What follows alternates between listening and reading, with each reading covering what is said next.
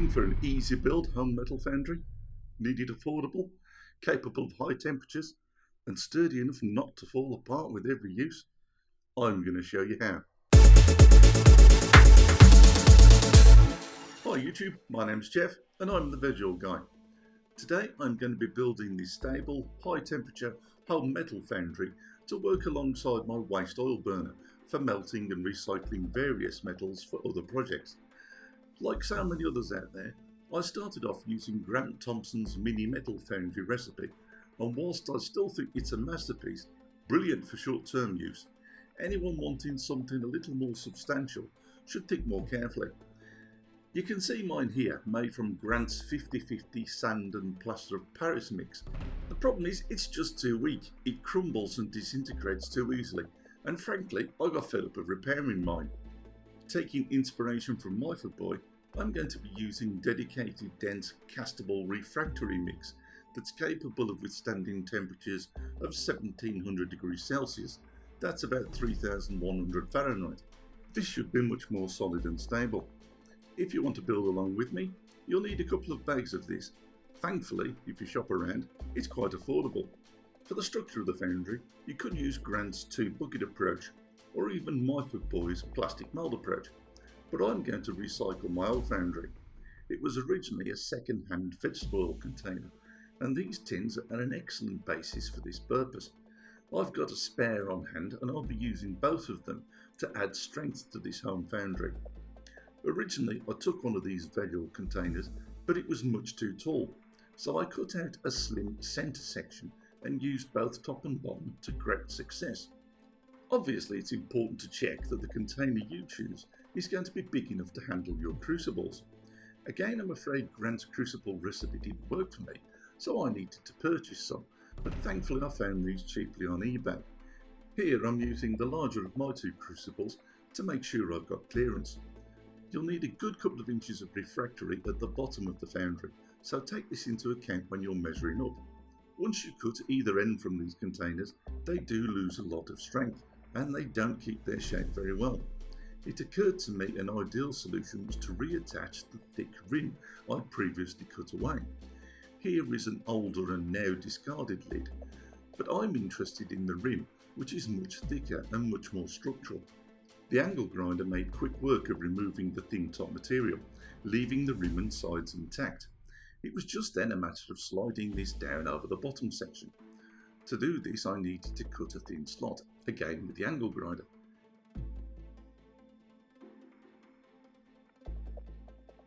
It was a tight fit, but the old lid slid over the bottom section and could easily be tapped down to an ideal height. The metal began to bulge where I'd cut the slot, but this could be tapped out later.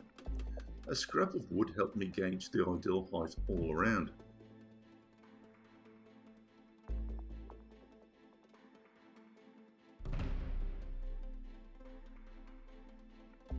I then drilled and riveted the rim section in 4 places. Self-tapping screws or small bolts could be used instead. Once fixed, the whole section regained considerable strength, and I was able to tap out the slight bulge with several light hammer blows. I only cut 1 slot, and in hindsight, 3 or 4 might have prevented this bulge. As nothing sticks well to loose rust, I used a wire brush in my drill to roughly clean everything.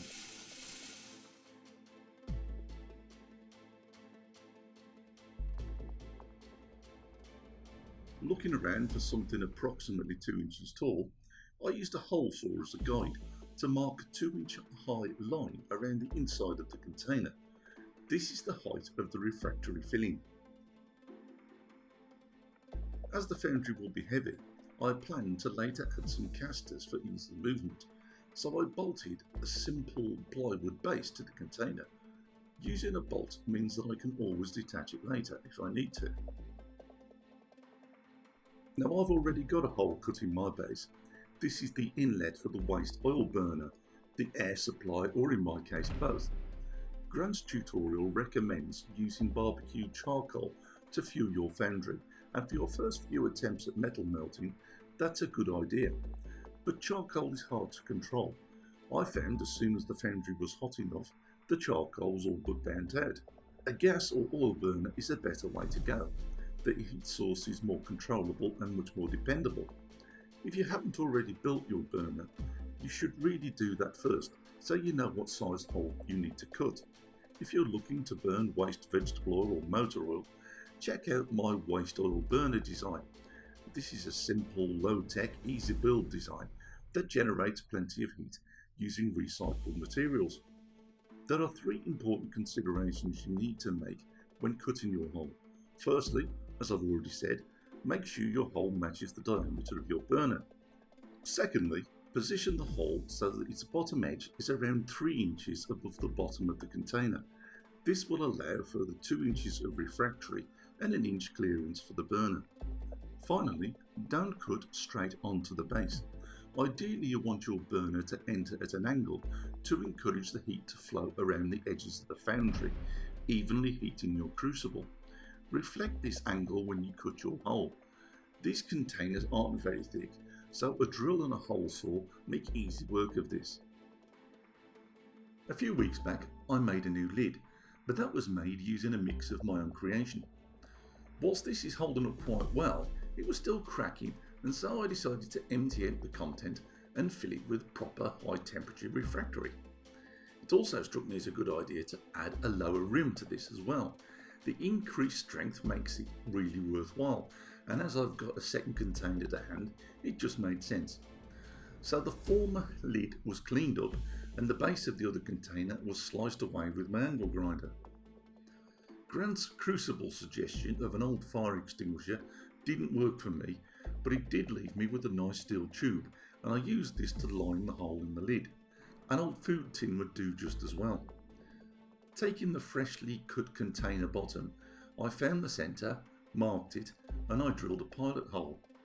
I was then able to use a hole saw to cut a large feed hole in the future lid.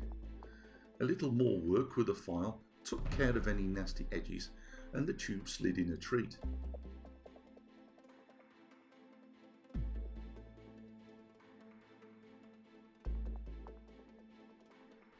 I cut away the flat top of the former lid as I did before, and this will become the underside of the new lid. Now the two sections of the lid need to come together. This time I cut several slots to make fitting simpler. It's the same procedure again. This time I tapped it into place and made sure that I had sufficient height to allow for a good couple of inches of refractory. I then riveted the two sections together. Just 4 rivets did the job. At this point I realised the tube wasn't going to be tall enough, typical, but thankfully an ordinary food can was an almost perfect fit. I cut a few slots, and sure enough it all went together well. I made sure that I had plenty of room for a soda can, as I do like to melt and recycle these. The lid needs a couple of handles, and you can make these from whatever you like. I had some copper pipe to hand. It might not be the strongest material, but it won't rust, and it can easily handle this job. The pipe is flattened and bent over in my vise. It doesn't look very pretty, but it is very practical. 4 rivets held the edge of each handle in place, and this completed this stage of the lid construction.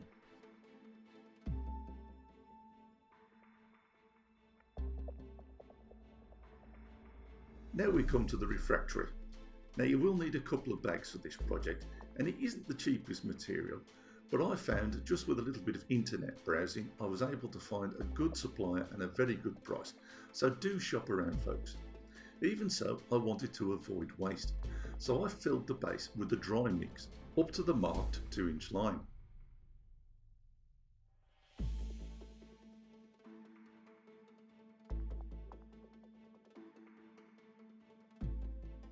I checked the depth and then I poured the refractory into a bucket for mixing.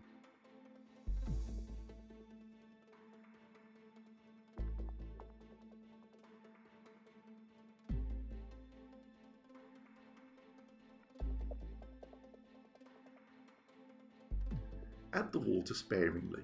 You do not want a wet mix. Stir it well. A trowel works best, and ensure there's no dry spots.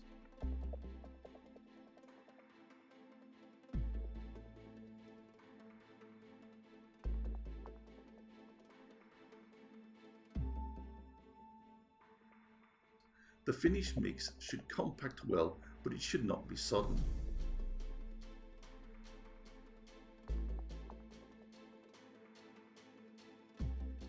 The mixed content was then poured back into the base and pounded down well.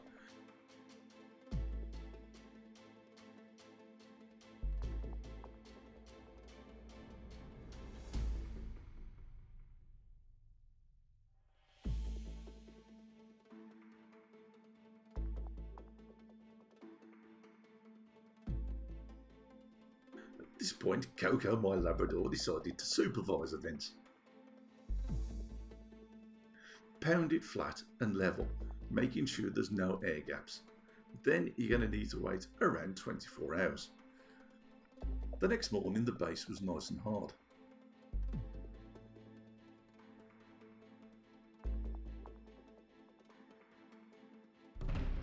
An old plastic paint can made an ideal temporary mould liner. It left a good 1.5 to 2 inch gap all around. The problem was the paint can wobbled slightly, as you can see here, so obviously I didn't do a brilliant job of flattening down the refractory, but that's something we can sort out in a moment, as you'll see. I needed to cut a hole in the plastic can to align my waste oil burner. Adding plenty of temporary weight held the can securely. Remember, the angle of the burner is all important. As the can was plastic, I decided to cut the hole nice and easily using my oil burner and a blowtorch. With careful placement, just 3 or 4 passes melted a hole just where I wanted it.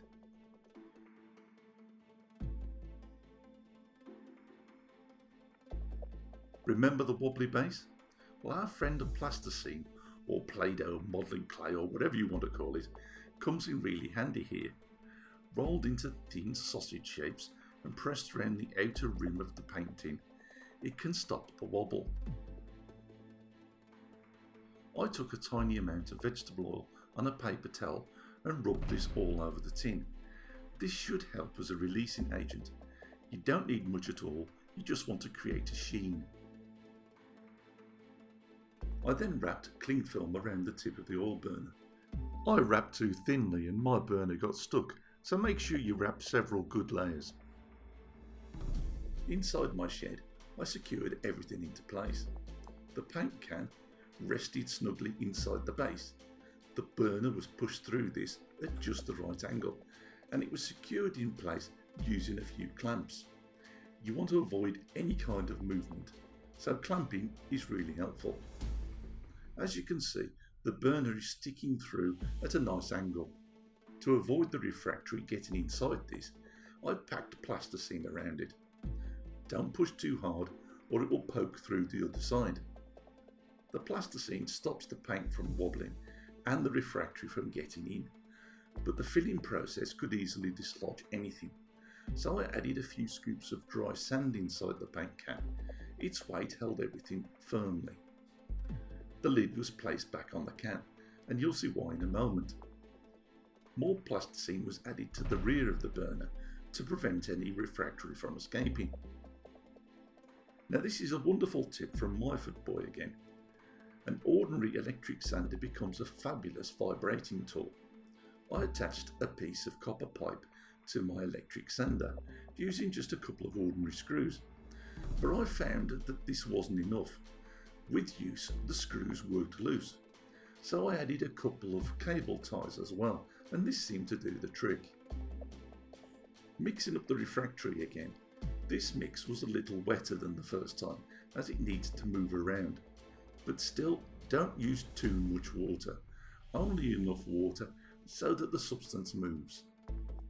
I've seen videos of people making a right mess trying to fill this narrow gap when making a foundry. The paint tin lid comes in really handy for this.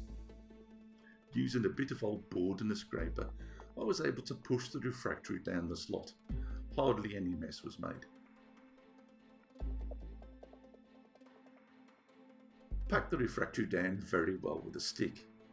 Pay particular attention around the burner, as you'll need the refractory to flow under the burner pipe. This is where the vibration tool works wonders. No matter how much you pack it down with a stick, The vibration tool just seems to make things flow and sink so much more. Eventually the base was filled, and this probably uses more refractory than you'll expect.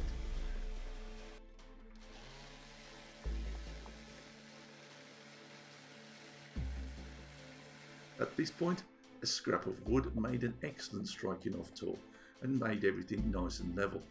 The reinforced rim certainly came in useful. Don't rush this stage. Make sure you compact it as well as you can. Work out any air bubbles. Fill any imperfections and tap out the air again.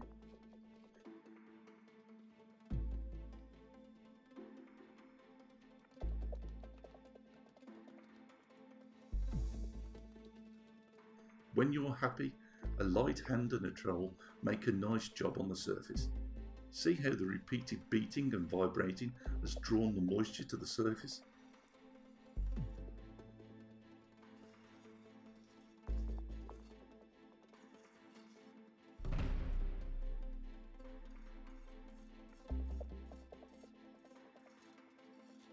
Now you can see the lid. You'll notice how I've screwed the handles down. This holds the structure flat against the board and prevents any unwanted curving that can happen when the material's this thin. It also makes things much more controllable.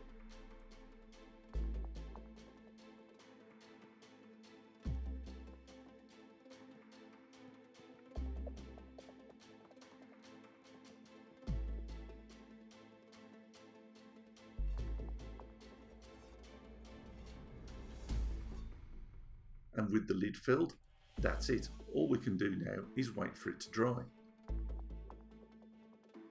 1 week on and everything's looking really good. We need to take this can out because it's too weak and it won't survive the heat of the furnace. As you can see, lots and lots of tapping here. It took about 2-3 minutes of tapping and I gradually got harder and harder and harder, but it wasn't shifting. That refractory really grips well.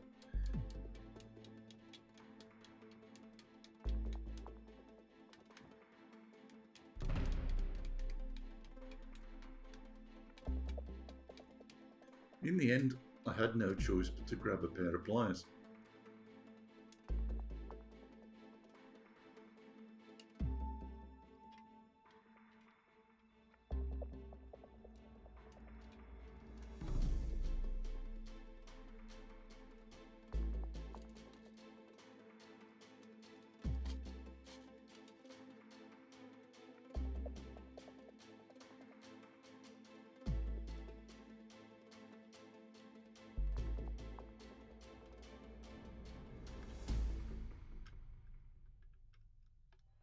The scraper just removes any dry material, and a few taps of the hammer help to loosen the lid from the board. The board is just an old scrap piece, so don't worry about the marks that you're about to see.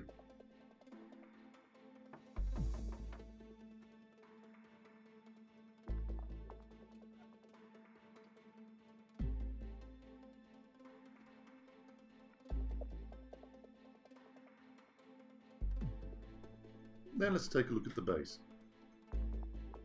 As you can see, that dried out a treat as well. So I needed to remove the lid now and hopefully remove the burner. That'd be the sensible thing, but I couldn't get my burner out. As you've seen me mention earlier on, I didn't put enough cellophane on it. Please don't make the same mistake I did. So I've got no choice but to smash the can out. Shame really, I think it would have pulled out. The vegetable oil really did seem to do the trick. There we go, it's this pinching and twisting motion that you got to do. It does work, but you're probably going to swear a lot if you've got to do it the same way as I did. Eventually it came free, but the burner is still at the bottom. There we go, you can see the plasticine still in there and a little bit of sand, which we can tidy up in a moment. Here you can see I've actually put the casters onto the base. Obviously we need a couple of lockable ones to stop the whole thing from moving. And there we go, I managed to get the burner out. I had to use oil unfortunately, which means I got a little puddle of oil inside my base, but other than that, it's not looking too bad, is it? And here we have a finished product. I gave it a light sanding, applied some rust killer, then gave it a few coats of heat resistant paint.